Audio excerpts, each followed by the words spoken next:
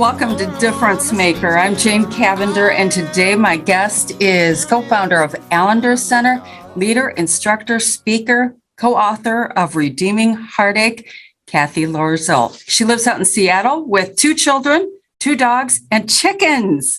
Yes, is that right, Cathy? Yes, we've got a little farm going on here, right, in Seattle proper.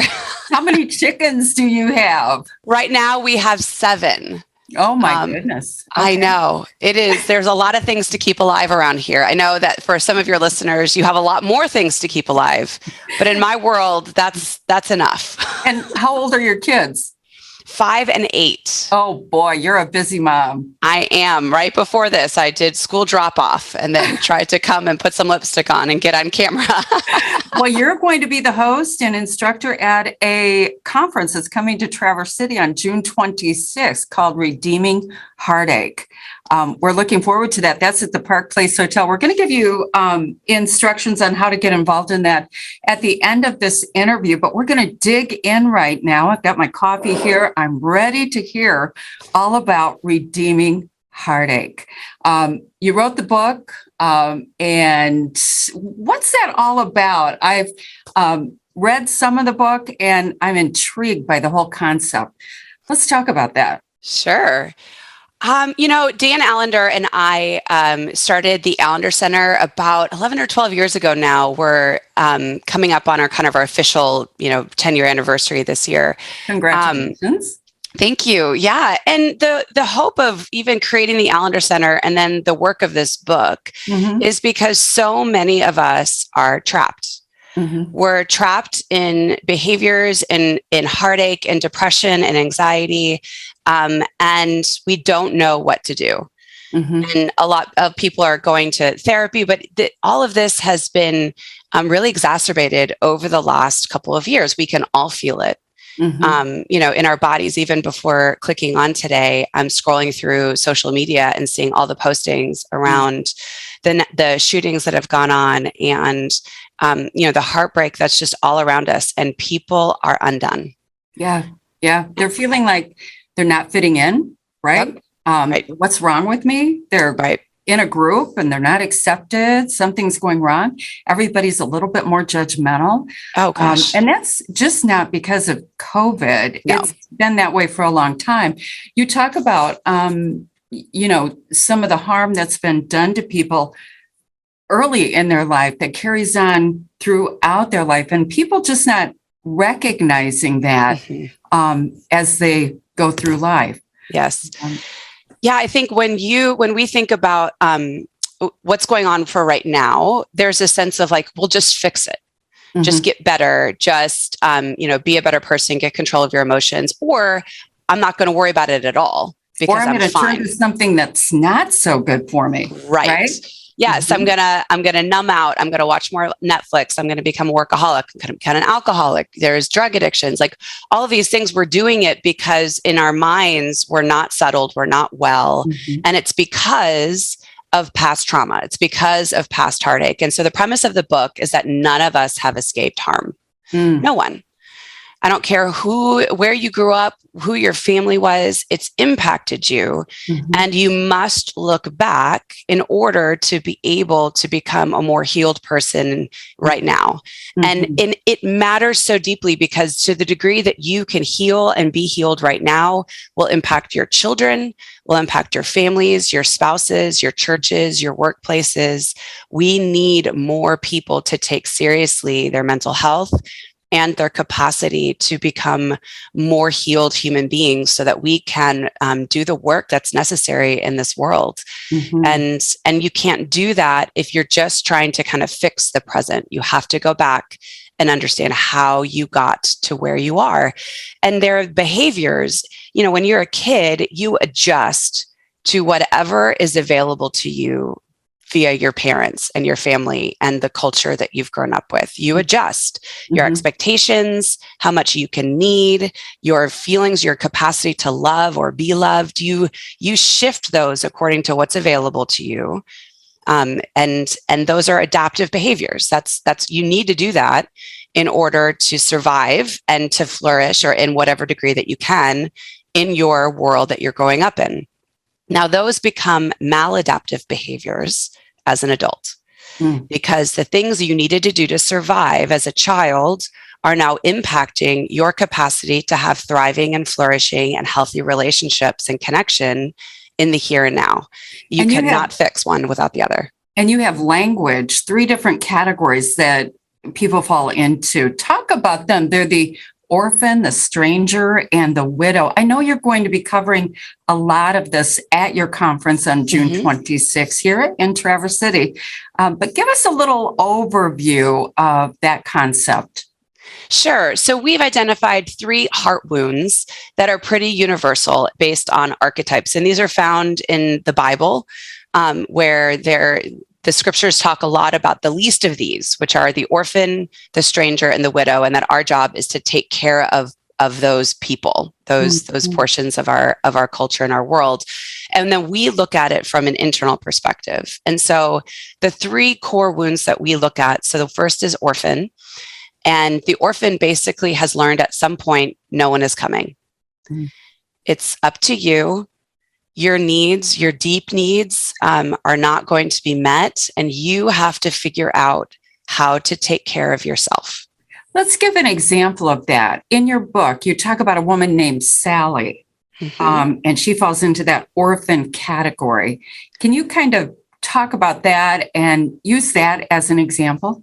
Sure. So Sally's story is a little girl who grew up with a mom who is pretty stressed out and not wanting any more kids. And she has another little girl after having 3 boys, and grows up on a farm. But her father takes a particular liking to her because she's intrigued by the farm and she wants to be there. And so Sally grows up in this space where she is constantly having to maneuver the love and care of her father and the envy and hatred of her mother.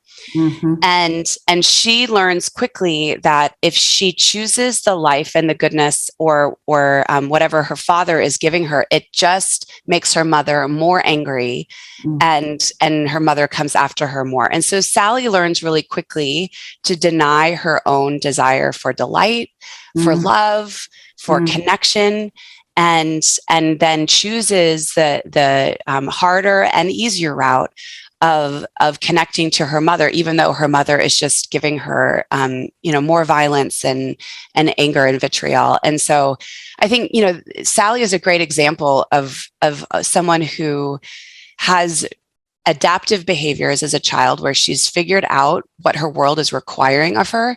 But for her, that means diminishing her own need, her own life vitality, her own beauty and goodness, and what she's naturally able to bring to the world. And as a kid, she squelches that because that's really what her mom subconsciously or consciously wanted her to do.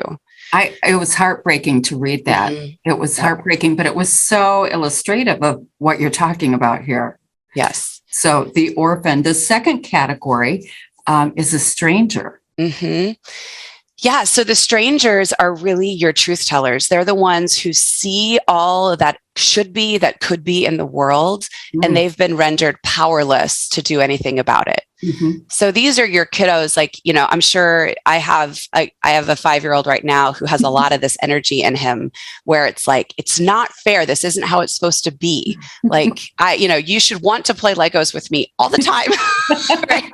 That'd be great if you could. Oh my gosh, except just kill me. Like I get so bored. True mom fail all the time. But, he has this spark in him that's like, this is what the world is meant to be. And those kids, that energy always exposes something of the system that doesn't want to be exposed. And so their presence on the earth is basically shouting from the rooftops, this should be better. We should be better. And you're not. Why? Right? And the system goes, okay, here's the deal. The rule is to just not talk. We don't talk about it.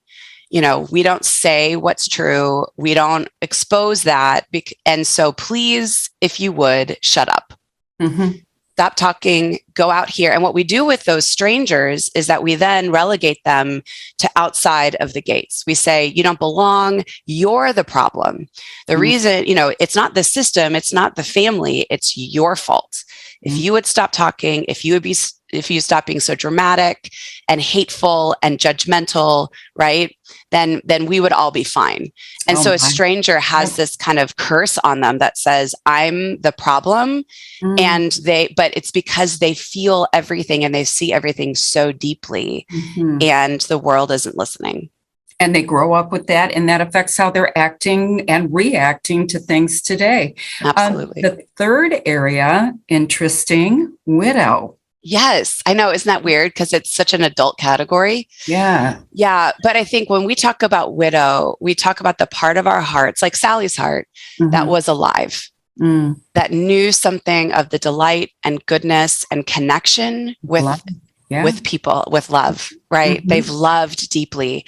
And then death has happened, either through a betrayal, a marring of something, a turning, that can happen through divorce when you're young, or with someone who you've trusted and you've loved and you've given your heart over to ends up being your abuser.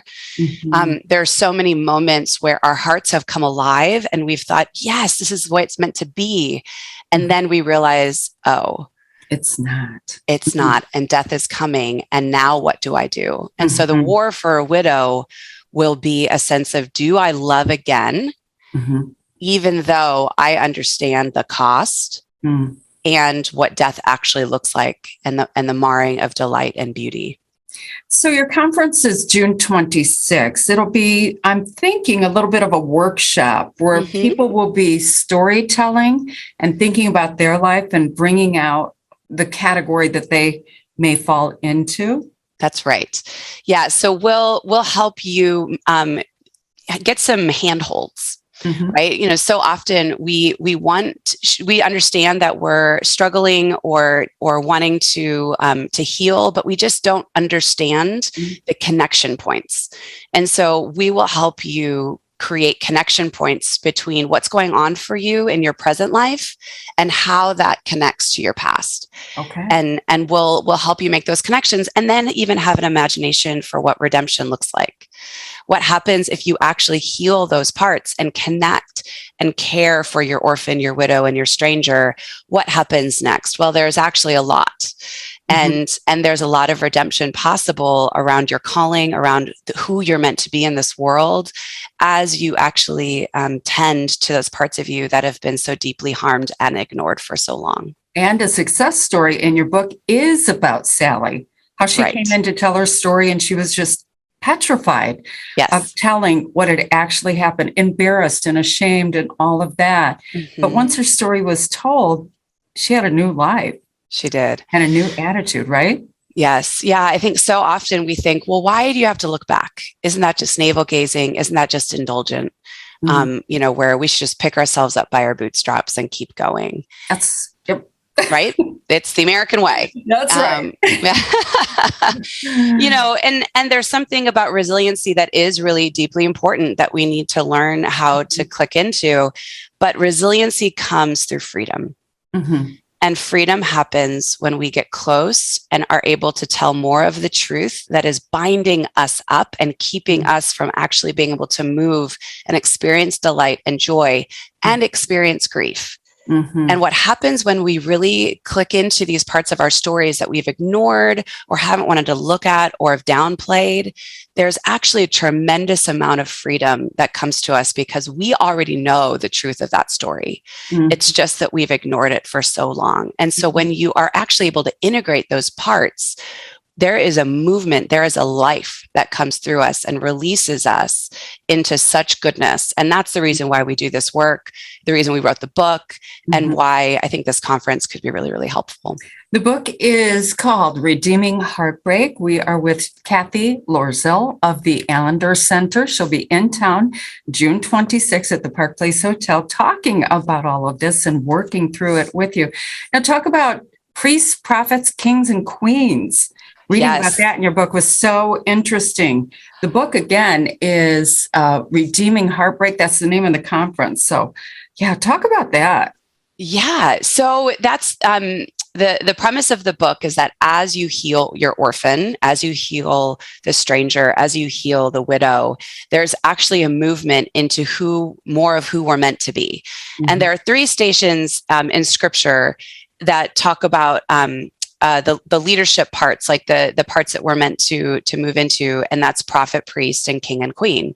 Love and that. It also says that Jesus is the perfect prophet, priest, and king. And so if we're meant to kind of, our redemptive arc is meant to be more like Jesus, we are meant to move more into these stations.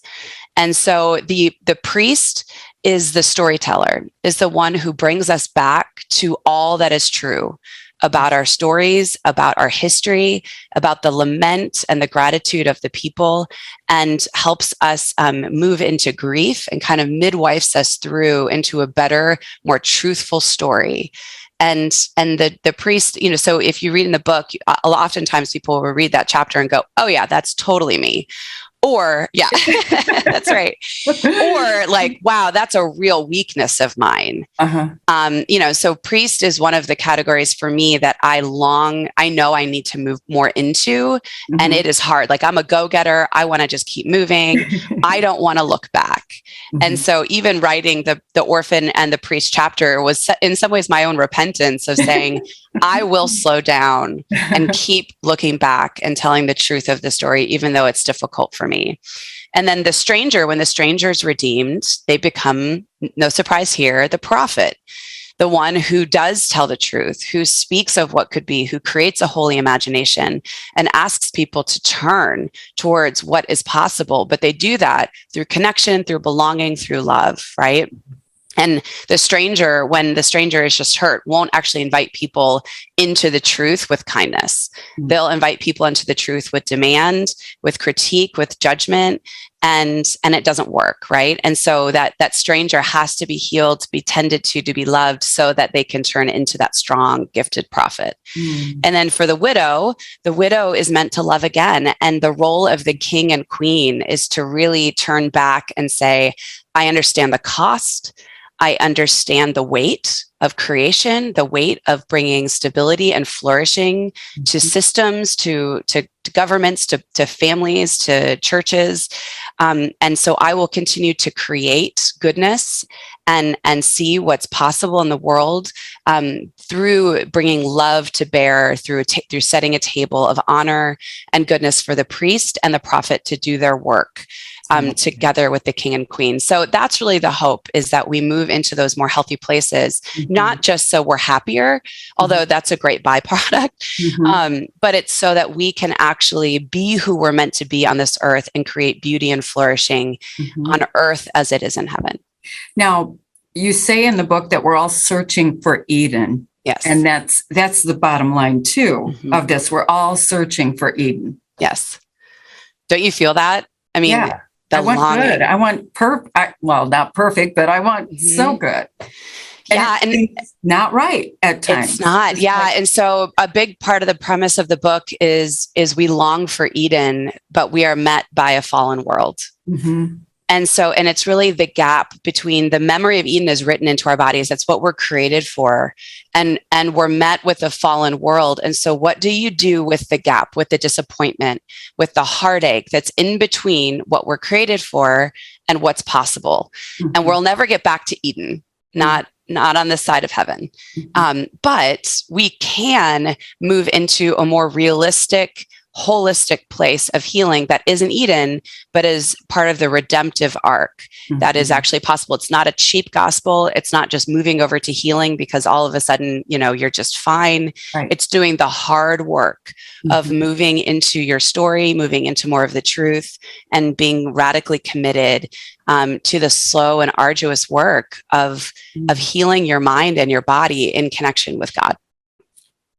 It sounds wonderful. The conference again is June 26th. It's at the Park Place Hotel. Now, if you've listened to Cathy and you're wondering, how do I get involved in that? You can register at the AllenderCenter.org. That's ALLENDER Center.org. Or we're going to have it on our community calendar as well. So if you're a person that doesn't feel invited, or if you feel like you're not fitting in, if you're just wondering, hey, I want to get it all straightened out. It's not going to happen in one day. Like you said, it's going to take some hard work, but this is going to be a day of really digging in and getting started with it. Absolutely. Yeah, we're excited. Okay. Well, we will see you June 26th. And I thank you so much, Cathy, for spending some time with us. Is there a final invite that you'd like to share with everybody? Oh gosh, I mean, I think for everyone who feels just we've been in a trauma cycle as a country and in the world right now, and so just a sense of take it slow and take care of your bodies and your hearts and your minds, and if at all possible, choose kindness over contempt. I love that. Thank you, Cathy. We look forward to the conference on June 26th at the Park Place Hotel. God Thank you, bless. Jane. You too.